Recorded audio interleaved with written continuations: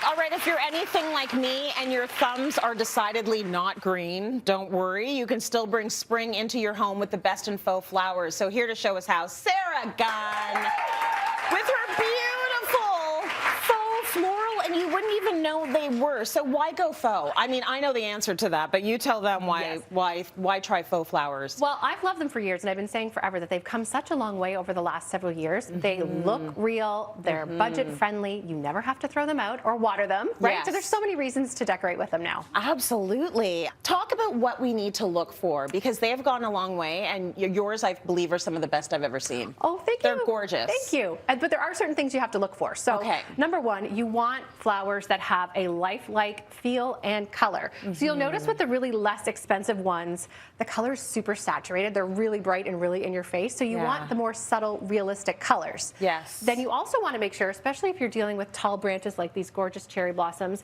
you want to make sure that you can bend them into different directions, so that way when you're styling them in a vase, they have a sense of movement. Yes. Right?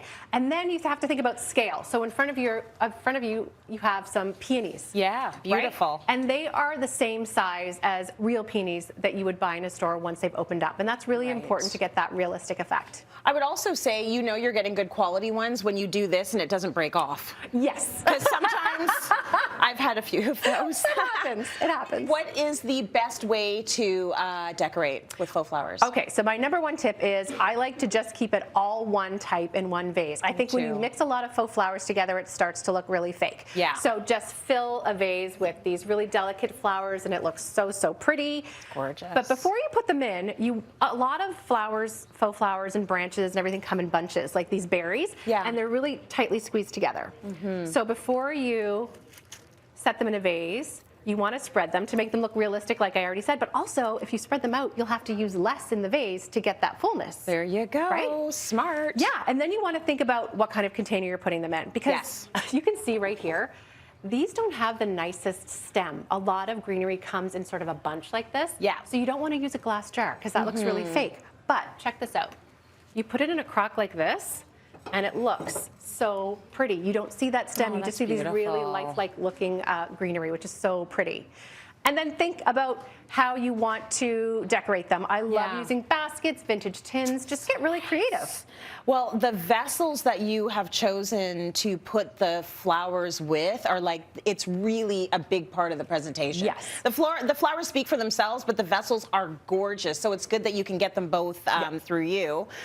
What if the flowers just don't stay in place? What if you put them in and they're like, nah, knocking around? Like those ones right there? Like these ones right here. Knocking around. There's a couple different ways to do that. So if you're dealing with something that's really little, like this low profile urn, the best thing to do is add some floral foam, and I think you can see that in there, right? Yeah. So you cut it to size. Can you take that out? Like, can you lift that a little bit just so they really know what you're talking about? So we've all seen that when you get flowers, or hey, you buy flowers for yourself, because I can buy myself flowers. Yes, you can. Right?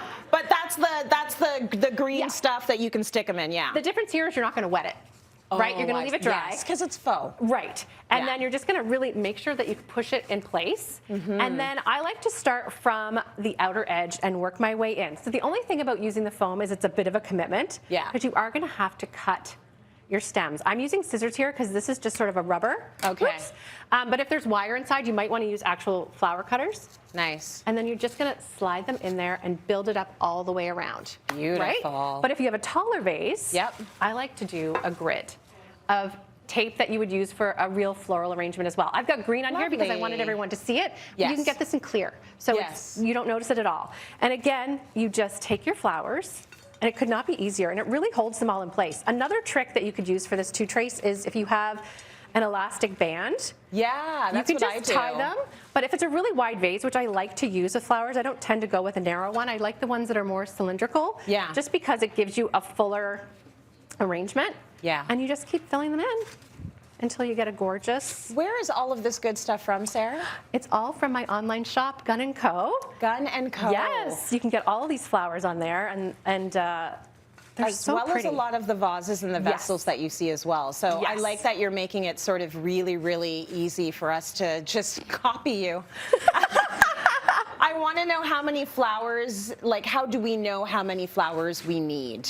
Right, so that's the question I probably get asked the most when people shop online. They look at vases and they want to know. So for example, this vase right here is about 6 inches in diameter. Look at how beautiful that looks though. Gorgeous? That is so full and gorgeous. 6 inches in diameter. It's 6 inches in diameter.